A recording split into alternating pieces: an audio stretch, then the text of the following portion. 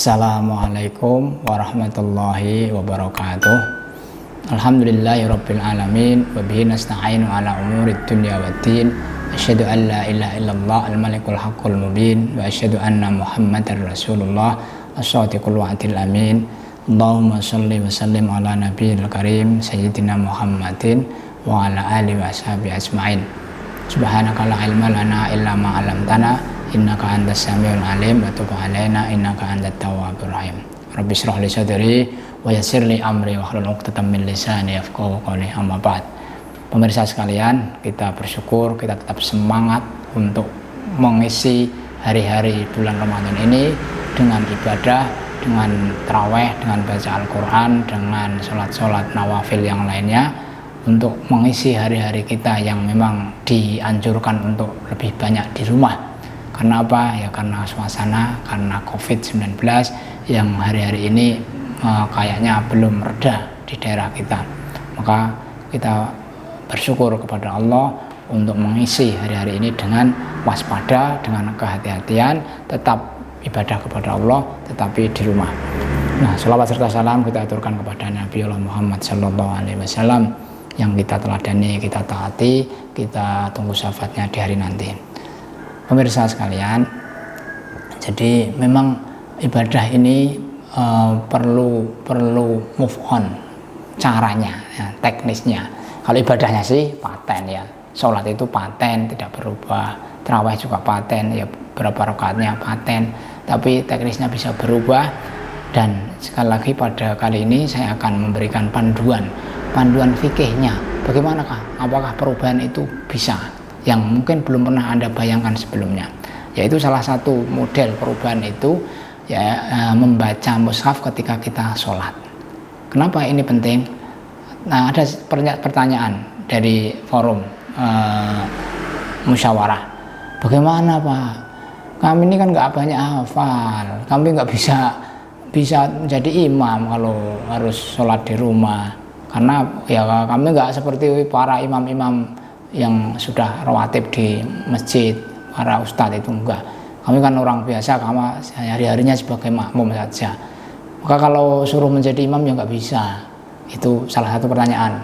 Nah, dari sini sebenarnya sederhana.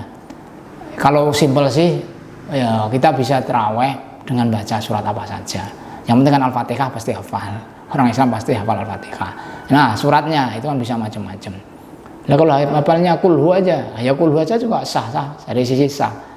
Wah, ya enggak kan tuh Pak, bosan, kok enggak keren, mosok dari rakaat pertama sampai terakhir kulhu, trikul, kul huwallahu ahad, kul a'udzu birabbil falaq, kul a'udzu birabbin nas, kan ya enggak agak gimana gitu. Oke, kalau memang Anda mau sensasi yang lebih hebat, mau baca surat Al-Baqarah, mau baca surat Al-An'am, surat Al-Isra, Al-Kahfi sekalipun, atau surat apa saja yang kau kehendaki, Anda bisa membaca mushaf ketika mengimami tarawih. Apa bisa? Bisa.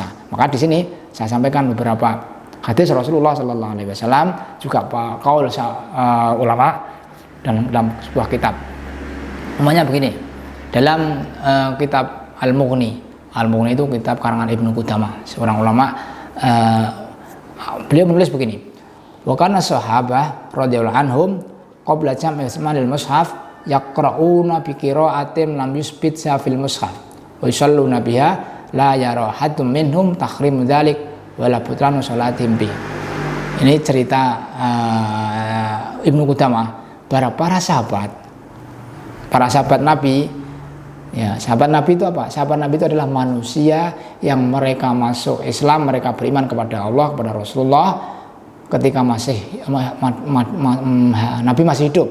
Artinya sempat bertemu dengan Nabi, dan mereka dalam keadaan muslim. Mati juga dalam keadaan muslim, tidak murtad. Apa ada sahabat murtad? Ada juga. Kalau sudah murtad itu namanya bukan sahabat. Nah, itu diceritakan oleh Ibnu Qudamah bahwa para sahabat itu sebelum mushaf ini, Al-Quran itu dijadikan satu, ditulis menjadi satu mushaf oleh Utsman bin Affan, mereka itu membaca sohifah, membaca tulisan-tulisan mereka itu ketika sholat. Jadi ketika sholat mereka membaca tulisan-tulisan, karena begini, Meskipun pada umumnya para sahabat itu adalah ummiyun, orang-orang yang ummi, orang-orang yang tidak baca tulis, tidak bisa baca tulis, tetapi ternyata ada sebagian sahabat itu yang pintar baca tulis. Siapa mereka? Ada Ali bin Abi Thalib, ada Muawiyah bin Abi Sufyan, ada Zaid bin Sabit, dan beberapa sahabat yang lain, mereka bisa baca tulis. Dan ternyata beberapa sahabat itu, mereka itu yusallun, mereka sholat, wa yaqra'un al-mushaf. Jadi mereka membaca sohifah, bukan mushaf, karena mushaf belum ada. Yaitu lembaran-lembaran yang mereka tulis di pelepah korma, yang mereka tulis di mungkin di tulang, yang mereka tulis di kulit, yang itu mereka baca ketika sholat sambil baca.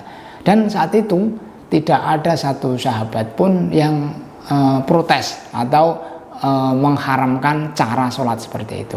Itu menunjukkan ya, bahwa membaca sohifah atau membaca mushaf ketika sholat itu dibolehkan. Tapi kalau tidak boleh, itu tentu beberapa sahabat atau salah seorang sahabat ada yang memprotes, oh itu nggak boleh, itu tidak diajarkan Rasulullah dan lain sebagainya. Ternyata itu tidak ada masalah. Artinya tidak ada satupun sahabat yang komplain atau mengingatkan tentang apa yang dilakukan oleh para sahabat. Ini dari Ibnu Qudamah seperti itu. Artinya apa? Artinya bahwa membaca mushaf ketika kita sholat itu boleh, tidak masalah. Nah, saudara sekalian, ini kenapa ini penting? Karena apa? Ya, ini kan tantangan untuk menjadi imam, the power of kepepet, ya istilah kita. Ya. Jadi kekuatan keterpaksaan. Ternyata kalau orang dipaksa itu nanti mampu, bisa. Jadi kalau memang nggak banyak hafalannya, nggak apa-apa, nggak usah grogi. Ya udah baca aja. Mushaf, bawa Al-Quran, bisa Al-Quran kecil, ya, bisa kecil. Kalau orang kecil itu kan bisa kita buka, umumnya waladdallin, amin. Terus kita buka umumnya surat Al-Isra, subhanalladzi asra bi 'abdihi lailam minal masjidil harami ilal masjidil aqsal ladzi barakna haulahu linuriyahu min ayatina, dan seterusnya. Itu kalau surat Al-Kahfi ya alhamdulillahilladzi dan seterusnya. Itu artinya apa? Kita sambil baca nggak apa-apa. Nah, itu boleh. Maka pede aja. Kan belum pernah toh sholat membaca surat Al-Kahfi, kan belum pernah. Sholat membaca surat Al-Maidah, kan belum pernah. Nah, ini justru dengan membaca mushaf ini kita akan memiliki pengalaman religius yang belum pernah kita lakukan. Nah, itu boleh secara fikih itu boleh. Maka nggak usah khawatir ketika Anda menjadi imam itu tidak bisa baca surat karena tidak banyak hafalan, itu boleh. Nah, pemirsa sekalian, bahkan begini ya, kan ada orang-orang yang ingin sholat tarawih dengan khusyuk, dengan banyak membaca Al-Quran. Karena memang gini, sebaik-baik zikir itu adalah baca Al-Quran. Sebaik-baik baca Al-Quran adalah yang dibaca ketika sholat. Nah, jadi ini bacaan Al-Quran yang paling baik itu adalah ketika sholat. Maka seandainya kita tarawih itu hanya berdua sama istri atau hanya beberapa dengan keluarga yang bisa kita pertimbangkan, kita bisa sepakati, hei nak, ini dek atau umi, bagaimana kalau kita hari-hari Ramadan itu tarawihnya 1 kali putaran khatam 1 juz. Ya, kalau disepakati iya, ya udah kita bisa lakukan itu sekali putaran 1 malam khatam 1 juz. Ini memang perjuangan yang luar biasa. Mungkin kita belum pernah itu. Kalau di hari-hari biasa itu kan memang ada iklan, ada hadirlah, ikutilah sholat tarawih 1 juz, 1 malam 1 juz. Nah, itu biasanya ada waktu tersendiri, tidak waktu bersama-sama jamaah umumnya. Karena memang itu harus orang-orang khusus yang memang minat dan kuat untuk melaksanakannya. Karena tarawih 1 juz itu tidak selesai 1 jam. Nah, itu artinya memang perjuangan. Orang-orang yang punya tekad, yang punya ghirah tinggi dalam beribadah, itu mereka akan mengikuti itu. Nah, kalau kita sepakat dengan keluarga, bagaimana kalau kita tarawihnya 1 juz 1 malam? Oke. Memang hafal? Oh, nggak perlu hafal. Ya, bisa buka mushaf. Nah, tentu pakailah mushaf yang konvensional, mushaf kertas, jangan mushaf digital. Kenapa tidak mushaf digital? Kalau kita mushaf digital di HP seperti ini, ya, mushaf digital yang ada di HP kita masing-masing, itu banyak errornya nanti. Kenapa error? Ya namanya juga HP. HP itu kan ada telepon, ada WA, ada pesan masuk, ada nada dering, ada macam-macam yang itu kalau kita pakai mushaf HP, tiba-tiba baterai drop, udah hancurlah kita, sholatnya jadi buntu kan, bacanya jadi buntu. Kalau kita lagi baca Al-Quran tiba-tiba ada pesan WA masuk, atau kita baru buka HP ternyata ada nada dering apa, itu kan jadi mengacaukan, tidak bisa konsentrasi, tidak bisa khusyuk. Maka hindari pakai mushaf HP. Nah bagaimana? Ya pakai mushaf biasa. Bisa mushaf yang kecil, ya kecil mungkin separuh HP gini kan ada mushaf kecil tuh. Mushaf kecil, nanti selesai dimasukkan lagi, masukkan saku, jadi masuk mushaf saku. Bisa kita lakukan. Karena apa? Ya kita dengan cara itu nanti bisa melakukan sholat tarawih itu dalam satu malam 1 juz. Nah caranya begini, ya tinggal Anda ini tarawihnya berapa rakaat. Kalau tarawihnya 23 rakaat itu simple, enak. Kenapa? Ya karena mushaf penghafal Quran atau dengan terkenal mushaf pojok. Mushaf pojok itu setiap pojok itu akhir dari ayat. Ini beda dengan mushaf biasa. Kalau mushaf biasa itu tidak mesti ayat berakhir ayat. Tapi kalau mushaf pojok itu setiap pojok itu pasti berakhir dengan ayat. Nah, itu tebalnya itu 10 lembar atau 20 halaman. Nah, kalau Anda itu tarawihnya 23, berarti dalam sholat tarawih sekali berdiri setelah Al-Fatihah itu 1 halaman. Nah, rakaat kedua halaman kedua, rakaat ketiga halaman ketiga, rakaat ke-10 ya halaman ke-10 dan seterusnya. Nanti selesai 1 juz itu ketika rakaat ke-20. Nah, terus nanti tinggal witir. Witir ya udah terserah mau trikul kul huwallahu ahad kul a'udzu birabbil falaq kul a'udzu birabbin nas monggo, mau sesuai sunnah baca ayat surat Sabihis al-a'la monggo, rakaat kedua dengan al-kafirun monggo, rakaat ketiga dengan trikul tadi monggo, itu sunnahnya begitu. Tapi kalau mungkin merasa capek trikul pun boleh. Itu artinya kalau Anda tarawihnya 23. Kalau tarawihnya 11 ya 8 tarawih plus 3 witir ya bisa kita siasati. Karena apa? Karena dalam 11 rakaat itu Anda bisa mengkhatamkan 1 juz. Caranya berarti satu rakaat pertama itu halaman 1 dan halaman 2. Ya, halaman 1 halaman 2 atau lembar pertama. Karena apa? Karena nanti kan sampai lembar ke-10. Nah, terus ketika sampai ke-8 sholat tarawih selesai, itu kan berarti kita sudah mendapatkan 8 lembar. Masih ada 2 lembar lagi. Nah 2 lembar itu nanti bisa kita selesaikan ketika witir. Pokoknya simple, enak. Nah jadi landasan syar'inya ada bahwa sholat tarawih pakai mushaf itu boleh, sambil membaca mushaf itu boleh. Nah, makanya ini tinggal eksekusi. Kalau ini kita lakukan di masjid, itu kan nanti viral. Viralnya apa? Kan dibully dengan siapa? Allah. Itu membaca surat panjang-panjang, ternyata baca mushaf toh. Ya, terkadang orang dibully itu kan ya terkadang terus down. Tapi kalau di rumah sama-sama hanya anak dan istri itu kan ya santai saja. Apalagi dengan kesepakatan, kita sepakat bagaimana nanti 1 juz dalam 1 kali tarawih. Wah, itu asik sekali. Nah, apalagi kalau ingin sendiri lah. Kalau dengan orang lain masih mau menjadi imam, memakmumi orang lain itu memang resikonya memperhatikan orang lain. Kalau mau sholat sendiri, tarawih kan boleh juga sendiri. Maka itu juga lebih asik lagi. 1 malam 1 juz. Nah itu artinya apa? Nah ini perubahan model sholat tarawih yang tidak seperti biasanya itu bisa kita lakukan dengan cara membaca mushaf. Itu boleh. Jadi boleh dan sah. Karena apa?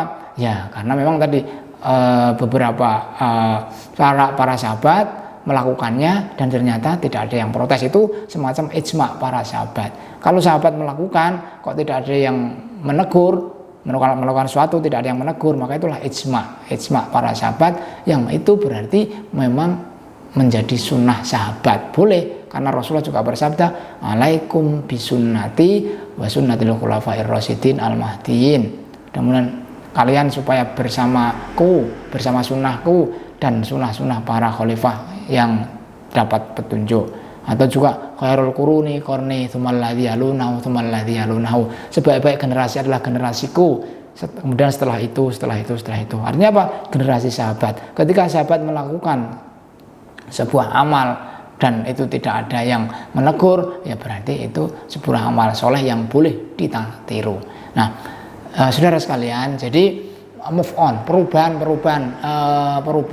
cara beribadah itu bisa kita lakukan ketika kita harus tidak melakukan sholat tarawih seperti biasanya. Karena hari-hari ini memang sangat-sangat dianjurkan oleh para ulama MUI, kemudian oleh kepala-kepala daerah, bupati, wali kota, supaya ini kaum muslimin itu menjaga diri, menyelamatkan dirinya, menyelamatkan keluarganya, menyelamatkan jamaahnya dari apa? Dari penyebaran virus corona. Jangan sampai terinfeksi, tertular. Caranya apa? Caranya lebih banyak di rumah. Nah, bagaimana kalau itu ibadah? Ibadah bisa dilakukan di rumah, termasuk tarawih tadi. Karena memang tarawih ini yang susah untuk kita tinggalkan, kan syiarnya tarawih itu memang luar biasa. Puasa kok tanpa tarawih itu ya kayak gimana gitu. Padahal bukan tanpa tarawih sebenarnya. Kita tarawih, kita sholat tarawih cuma di rumah. Nah, kalau kita tidak mampu membaca hafal Al-Quran banyak, ya udah dengan baca mushaf. Nah, tadi bisa mushaf kecil. Mushaf kecil ya itu saya sudah agak rabun, mata saya sudah bermasalah, nggak kelihatan. Ya udah, sekalian aja mushaf yang besar, yang 1,5 meter itu, mushaf besar taruh di depan. Taruh di depan, pakai meja khusus yang agak tinggi, agak gini. Nah, itu nanti bisa dicepet supaya apa? Tidak kabur. Nah, itu bisa. Nanti setiap halaman atau setiap ayat itu bisa kita baca dengan sambil berdiri. Jadi Allahu Akbar itu sambil melengket gitu nggak masalah, karena apa? Bisa lihat dari jarak 1 meter itu bisa. Itu jadi bisa mushaf kecil atau mushaf yang gede sekalian. Nah, jangan tanggung. Kalau mushaf biasa itu susah, nanti mau taruh di mana itu susah. Tapi kalau mushaf kecil bisa di saku, mushaf besar bisa taruh di meja. Itu secara teknis. Artinya apa? Ya, kita mensiasati keadaan untuk maksimal dalam beribadah, termasuk ibadah tarawih tadi. Karena apa? Ya itulah, orang Islam itu tak ada matinya, orang iman itu tak ada matinya. Beribadah kepada Allah dengan berbagai cara. Karena apa? Ya, karena kita dikasih akal oleh Allah Subhanahu wa taala, kita dikasih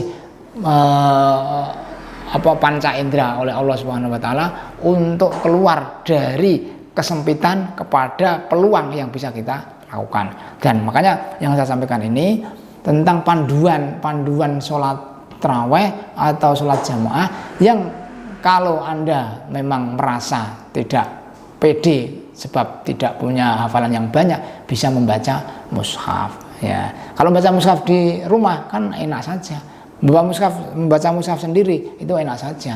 Artinya tidak akan dipaidu, tidak akan dibully oleh jamaahnya. Berbeda dengan ketika Anda sholat menjadi imam di masjid yang banyak jumlah jamaahnya, tentu memang yang paling utama adalah yang paling banyak qiraahnya, yang paling banyak hafalannya. Itu idealnya begitu. Nah, dan tentu kelasnya Anda yang memang tidak banyak hafalan tidak masuk scan kan. Nah, makanya kita latihan di rumah. Syukur dengan cara ini kita termotivasi untuk lebih banyak menghafal. Iya, lebih banyak menghafal Al-Quran, menghafal ayat Allah, supaya apa? Supaya nanti tahun depan tidak lagi perlu membaca mushaf. Idealnya memang tidak perlu membaca mushaf. Tapi seandainya harus membaca mushaf ketika sholat pun tidak masalah, dan itu sholatnya sah. Kalau menjadi imam, imamnya juga sah, makmumnya sah. Dinilai oleh Allah Subhanahu wa taala sebagai sholat jamaah juga yang kriterianya 27 derajat. Maka ya inilah panduan untuk move on, panduan syar'i untuk berubah pikiran kita, mindset kita berubah dengan cara ya mengkaji tadi hadis-hadis Rasulullah SAW tentang pembolehan hal-hal yang mungkin selama ini tidak pernah kita bayangkan. Apa bisa saya sholat tarawih 1 malam 1 juz? Oh bisa. Justru saat ini kita bisa. Karena apa? Karena kalau sholat di masjid tentu tidak mungkin, di masjid umum ya, tidak mungkin melakukan sholat tarawih 1 malam 1 juz. Tapi kalau sholat di rumah, sholat sendiri itu sangat memungkinkan, karena ya diri kita sendiri. Terserah mau apa, mau berlama-lama dengan dialog dengan Allah, monggo. Mau cepat-cepat ya monggo, karena memang tergantung kepada diri kita sendiri. Jadi sebenarnya fenomena COVID-19 di era Ramadan ini justru mendorong kita untuk kreatif, jelas, untuk kreatif. Yang kedua, ini mendorong kita, memaksa kita ibadah itu ikhlas. Ya, ibadah itu ikhlas. Karena apa? Karena tidak dilihat orang banyak. Kalau di masjid kan dilihat orang banyak. Kita membaca surat-surat panjang itu karena mungkin ada perasaan supaya imamnya oke nih, suaranya gandem, hafalannya banyak. Kita maunya seperti itu kan, dilem oleh para makmum. Nah, ini kan sudah riya. Dan Rasulullah bersabda, akhfafu ma akhafu alaikum syirkil asghar. Yang aku takuti di antara kalian itu adalah syirik kecil. Wa ma ya syirkul asghar? Apa itu syirik kecil? Wa riya, yaitu riya. Riya itu apa? Riya itu ro'a yara, supaya dilihat orang, supaya didengar orang, supaya dipuji orang. Itulah riya. Nah, ketika kita sholat di masjid ada peluang untuk riya itu, supaya dilem orang, supaya kita di-oke orang. Kalau seandainya di-upload itu ada yang kasih jempol, bukan jempol balik tapi jempol beneran gini. Itu kan peluang di umum, di masjid umum, di tempat khalayak rame. Tapi kalau di rumah, mau riak sama siapa? Mau supaya dijempoli siapa? Wong itu yang jamaah juga cuma istri kita, yang jamaah juga cuma anak kita, dan sudah tahu keseharian kita itu kualitasnya kayak apa. Ya udah, berarti ini sebenarnya peluang untuk ibadah semakin ikhlas, bahwa wa ma umiru illa liya'budullah mukhlishina lahuddin, bahwa aku tidak perintahkan kecuali Anda itu beribadah secara ikhlas. Nah, inilah kita tantangannya memang dengan cara ibadah di rumah itu kita ibadah hanya untuk Allah, tidak untuk supaya dijempol orang, supaya tidak dilem orang, supaya gitu. Karena apa? Ya, karena memang tidak ada orang yang lihat cuma anak istri kita. Nah, jadi begitu saudara sekalian, peluang kita untuk ibadah maksimal di rumah itu bisa dilakukan, yaitu salah satunya adalah sholat tarawih dengan membaca mushaf. Ya, bukan hanya sholat tarawih sebenarnya, sholat fardu pun boleh sambil membaca mushaf. Karena apa? Karena tadi beberapa kejadian yang dilakukan oleh para sahabat ternyata tidak masalah. Jadi mungkin demikian panduan syariah, panduan fikih bagaimana kita beribadah di musim COVID sekarang ini. Jadi jangan malah udah nggak ada sholat di masjid, ya sudah nggak usah sholat. Enggak. Kalau memang begitu berarti memang kita tidak memanfaatkan peluang-peluang ibadah di musim COVID ini, padahal peluangnya luar biasa. Dengan itu kan tadi kita akan bisa lebih ikhlas, kita akan bisa eksperimen dengan model-model ibadah yang itu masih tetap dalam bingkai syar'i. Artinya nggak ngawur gitu loh, masih tetap dalam bingkai syar'i, masih dibolehkan, dan itu ada sunnahnya. Ya, kurang lebihnya mohon maaf. Aku qouli hadza fastaghfirullahaladzim. Wassalamualaikum warahmatullahi wabarakatuh.